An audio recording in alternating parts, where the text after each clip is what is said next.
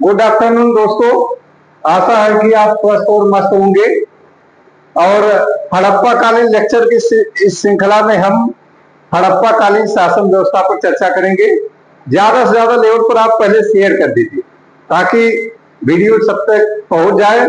और जो सुझाव है आमंत्रित रहेगा, मैं पूरा स्वागत करूंगा सुझाव का। कोशिश करूंगा कि बेहतर से बेहतर आपको लेक्चर मिले, तो इस नाते अपने अपने लेवल पर ज्यादा से ज्यादा आप शेयर कर दीजिएगा। तो अब हम यहाँ बात करेंगे हड़प्पा कालीन शासन व्यवस्था का। देखिए, हड़प्पा कालीन शासन व्यवस्था के संबंध में इतिहासकारों की विभिन्न राय है कि हड़प्पा काल में जो शासन व्यवस्था थी वो किसके हाथों में थी।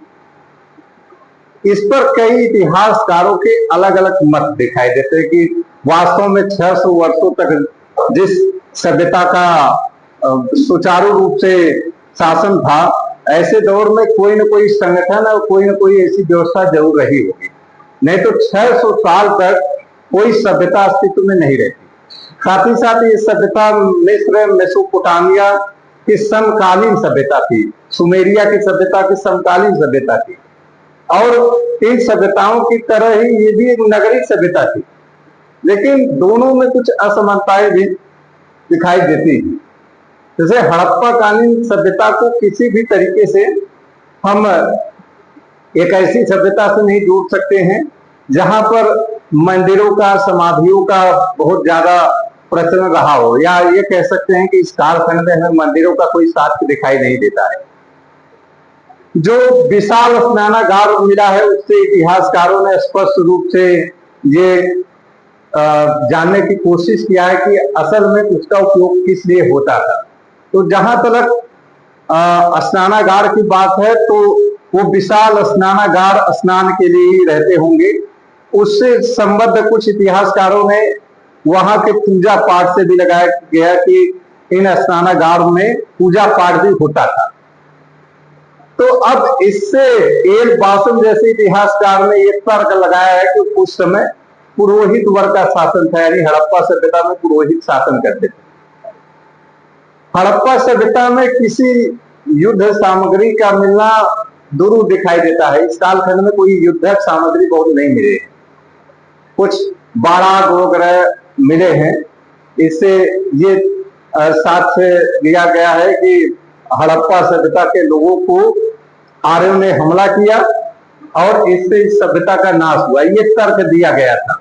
यानी मानवीय आक्रमण के साक्ष्य से भी स्पष्ट होता है कि वास्तव में इस कालखंड में लड़ाई हुई होगी, लेकिन बहुत बड़े पैमाने पर हमें इसका साक्ष्य भी नहीं मिलता है। तो इससे भी स्पष्ट क्या हो रहा है कि हड़प्पा सभ्यता में जो क्षत्रिय वर्ग था उसका शासन था, ये भी स्पष्ट नहीं हो रहा है।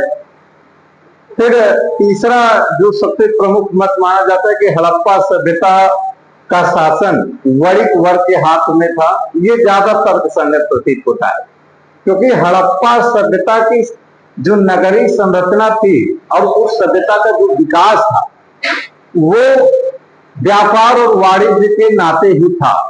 इस सभ्यता को इसी नाते डीडी कौशाम्बी ने प्रथम नगरीय क्रांति से जोड़कर भी देखा है, क्योंकि नगरीय जो विशेषताएं हैं वो सब इसमें मौजूद दिखाई देती हैं। जैसे ग्रिड पद्धति पर जो सड़कें बनी हुई संपूर्ण पर काटती हुई, पक्की नालियां दिखाई देती है, बड़ी बड़ी चौड़ी चौड़ी सड़कें थी, और जो दरवाजे धोने के होते थे वो सड़कों की तरफ खुलते थे। इससे स्पष्ट है कि वास्तव में उस कालखंड में लोग व्यापार और वाणिज्य पर बहुत ध्यान देते थे।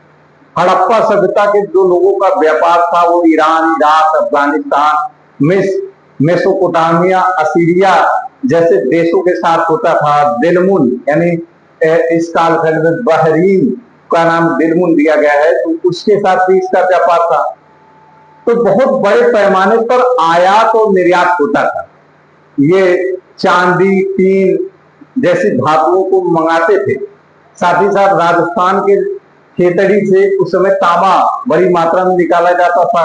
कर्नाटक के कोलार से, कोलार की खान से सोना निकलता था।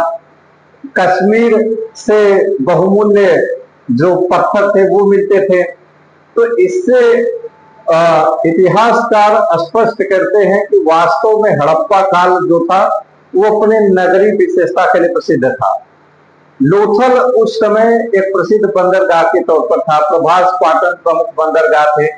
तो जो व्यापार भी होता था वो स्थल मार्ग और जल मार्ग दोनों से होता था, और उसी व्यापार से ही इस सभ्यता और संस्कृति का बहुत तेजी से विकास हुआ था। और इस सभ्यता संस्कृति ने अपने नगरीय विशेषताओं के नाते जो समकालीन सभ्यताएं थी उससे इसका बराबरी का टक्कर रहा। तो ऐसे दौर में जो इतिहासकार रामचंद्र शर्मा का मत है वो ज्यादा तर्कसंगत प्रतीत होता है कि वास्तव में हड़प्पा सभ्यता पर जो शासन था वो वणिक वर्ग के हाथ में था, यानी जो शासन व्यवस्था थी वो व्यापारी वर्ग करता था। लेकिन ध्यान रखिए यहाँ पर अभी वर्ण व्यवस्था का जिक्र नहीं हुआ है, इसका हमें ख्याल रखना है। देखिए हड़प्पा सभ्यता में वर्ग आधारित संरचना थी, ये संरचना क्या थी? वर्ग आधारित थी। वर्ग आधारित संरचना थी। इस संरचना के तहत हमें दिखाई देता है जो पहले नंबर पर आपको दिखाई देते हैं वो विद्वान थे, विद्वान हो गए। इसके बाद पुरोहित, विद्वान के बाद पुरोहित नहीं होंगे। यहां देखें वर्ग संरचना स्पष्ट कर लें। देखिए यहां पर पहला वर्ग कौन सा है? विद्वान। दूसरा वर्ग कौन सा है? योद्धा। तीसरा वर्ग, तीसरा व्यापारी। और चौथा वर्ग कौन सा है? शिल्पकार वर्ग, शिल्पकार है। इसके बाद श्रमिक है। तो ये जो संरचना है ये इससे स्पष्ट होता है कि ये वर्ग आधारित व्यवस्था थी, यानी अभी वर्ग व्यवस्था का जिक्र नहीं मिलता है। वर्ग व्यवस्था का जिक्र कब होता है? वैदिक काल में होता है। वैदिक काल में जो वर्ग आधारित समाज था वो क्या हो गया? वर्ण आधारित था। लेकिन पूर्व वैदिक काल में भी हम देखते हैं कि वो जो वर्ण आधारित व्यवस्था थी वो कर्म आधारित व्यवस्था थी, यानी मनुष्य जो कर्म करता था वही उसका वर्ण हो जाता था। लेकिन उत्तर वैदिक काल में जो कर्म आधारित वर्ण व्यवस्था थी वो जन्म आधारित हो गई कि आप जिस वर्ण में जन्म लेंगे आप उसी वर्ण के कहलाएंगे, कर्म के आधार पर नहीं। ये विभाजन होता है। तो इस कालखंड में जो वर्ग व्यवस्था थी कैसी थी? ये इस आधार पर है। पहले नंबर पर विद्वान वर्ग हो गए, दूसरे नंबर पर योद्धा हो गया, तीसरे नंबर पर व्यापारी, चौथा शिल्पकार और श्रमिक हो गए। ठीक है। इसमें ये माना जाता है कि दास वर्ग या कह सकते हैं कि श्रमिक वर्ग के बारे में भी मिलता है कि दासों की दासता की व्यवस्था थी और बस्तियां बनाई गई थी, लेकिन ज्यादा अस्पष्ट दिखाई नहीं देता है। तो ये मान सकते हैं कि हड़प्पा सभ्यता में इन्हीं का वर्चस्व था। व्यापारी वर्ग का क्या था? वर्चस्व था, क्योंकि नगरीय व्यवस्था का सबसे ज्यादा फायदा व्यापारी वर्ग ही उठाया है। जब भारत में आप नगरीय स्वरूप को पढ़ते हैं तो उसके सामाजिक ढांचे का जब आप अध्ययन करेंगे तो इसका लाभ दो लोगों ने बहुत ज्यादा उठाया है, एक वैश्य वर्ग या व्यापारी और दूसरे मुसलमान। इसी नाते आप देखेंगे कि जब भारत में शहरीकरण का जब डेटा आप निकालेंगे तो सबसे ज्यादा जो वैश्य वर्ग है और दूसरे नंबर पर जो मुसलमान है वो आपको शहरों में ही सबसे ज्यादा दिखाई देंगे। यानी वो समझ गए थे कि हमारा विकास कहां से होगा? शहरों से ही होगा। इस नाते वो आरंभ से ही शहरों से जुड़ना शुरू कर दिए। तो यहां पर नगरी स्वरूप की विशेषता के कारण ये नगरी क्रांति से भी जोड़ा गया था। ठीक है। तो हड़प्पा कालीन नगरी स्वरूप पर चर्चा हो ही गई है। अब यहां पर आते हैं विद्वानों की। विद्वानों की क्या राय है? कौन कौन सी विद्वानों की राय है इसमें?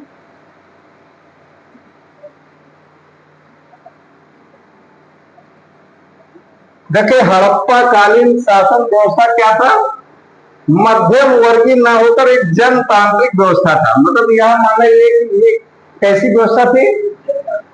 जनता के द्वारा शासन किया जाता था। इसमें मिडिल क्लास की कोई भूमिका नहीं थी कि मिडिल क्लास शासन करता था, लेकिन ये पूरी तरीके से अस्पष्ट है। ठीक है,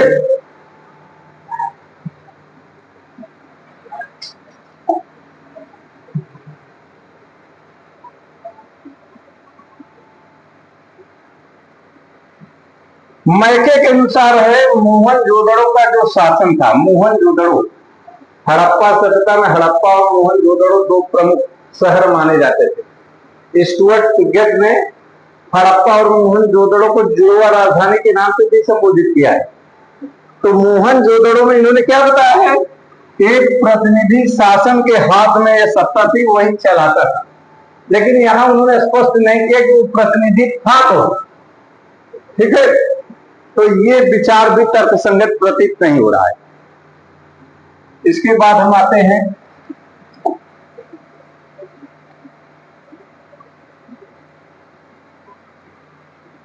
हंटर के अनुसार। हंटर के अनुसार मोहनजोदड़ो का जो शासन था वो राजतंत्रात्मक न होकर जनतंत्रात्मक शासन था। ये भी मत अस्पष्ट है। भाई, राजतंत्रात्मक शासन व्यवस्था की शुरुआत हम देखते हैं कि वैदिक काल से ही आरंभ हो जाती, जहां पर कबीलाई शासन व्यवस्था थी और कबीले के लोग अपने नेता को चुनते थे, जिसको राजन या राजा कहा जाता था। लेकिन वो उस समय तक अभी आनुवंशिक नहीं था। लेकिन उत्तर वैदिक काल में जब उनकी शक्ति में वृद्धि हुई, तब वो आनुवंशिक होते गए। फिर 6वीं शताब्दी ईसा पूर्व में जब 16 महाजनपद दिखाई देते हैं और उसके साथ साथ 10 गणराज्यों का उदय हुआ, तो उसमें इनका ताकत जो था वो असीमित हो गया। ठीक है, तो उस कालखंड से हम जोड़कर देखेंगे तो स्पष्ट हो जाता है कि अभी ऐसी व्यवस्था हड़प्पा शासन में नहीं था। हड़प्पा सभ्यता में कोई ऐसी व्यवस्था नहीं थी। अगर होता तो उसका उल्लेख इतिहासकार स्पष्ट करते, लेकिन सिर्फ इन्होंने ही इसका उल्लेख किया, यानी हंटर ने ही स्पष्ट किया है। यानी ऐसी व्यवस्था नहीं थी उस समय, कोई राजतंत्रात्मक व्यवस्था नहीं थी। स्टुअर्ट पिगेट के अनुसार हड़प्पा प्रदेश का शासन तो पुरोहित वर्ग का अधिकार था। इन्होंने वही जो विशाल स्नानागार बने थे, कुछ कुंड मिले थे, जैसे हम लोथल में और कालीबंगा में यज्ञ वेदिकाओं के साक्ष्य पाते हैं, उससे भी इन्होंने अनुमान लगाया कि ऐसा होता था। उस कालखंड में नाग की पूजा होती थी, वृक्ष की पूजा होती थी, पीपल पवित्र वृक्ष माना जाता था। स्वास्तिक के चिन्ह से स्पष्ट क्या हुआ? सूर्य की पूजा होती थी। और साथ ही साथ मार्शल को एक पशुपति नाग की मूर्ति मिली थी, उससे यह स्पष्ट किया गया कि ये शिव ही है। मातृ देवी की पूजा होती थी। ठीक है, इनकी मृण मूर्तियां यानी मिट्टी की बनी मूर्तियां भी मिलती, जिससे क्या माना गया कि हड़प्पा कालीन समाज क्या था? मातृसत्तात्मक समाज था। ये सिद्धांत में भले रहा होगा, लेकिन व्यवहार से नहीं रहा होगा। जैसे आज के दौर में राशन कार्ड महिलाओं के नाम पर बढ़ रहा है, लेकिन क्या पुरुषों का दबदबा खत्म हो गया होगा? आज भी भारतीय समाज पुरुष प्रधान समाज है ना, क्योंकि आपके वंश को आपके पिता के नाम से जाना जाता है, आपकी माता के नाम से नहीं जाना जाता है। सातवाहनों के दौर में भी देखते हैं कि ये माना जाता था कि वो मात्र सत्तात्मक समाज था, लेकिन जहां तक इतिहासकारों की राय है कि वो सिद्धांत में रहा होगा, व्यवहार में ऐसा कुछ प्रतीत नहीं होता है। तो ऐसे यहां पर भी ये माना गया कि ये पुरोहित वर्ग का शासन था, ये पूरी तरीके से नदारद है। ठीक है, क्योंकि हड़प्पा सभ्यता में कोई ऐसा लक्षण दिखाई नहीं दिया जिससे ये माना जाए।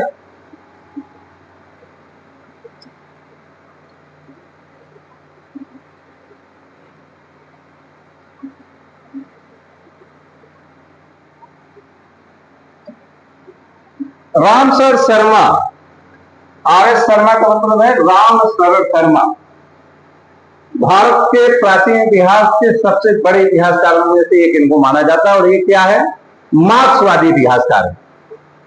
इन्होंने शूद्रों पर भी पुस्तक लिखा है, सामंतवाद पर भी पुस्तक लिखा है। तो इस नाते सबसे बड़ा चीज ये है कि रामसर शर्मा एक बड़े इतिहासकार है और वो तथ्यों का गहन विवेचन करके उसका निष्कर्ष निकालते हैं। तो इसके आधार पर उन्होंने क्या कहा है, क्योंकि हड़प्पा सभ्यता के जो लोग थे उनका सर्वाधिक ध्यान किस पे था, व्यापार और वाणिज्य पर था।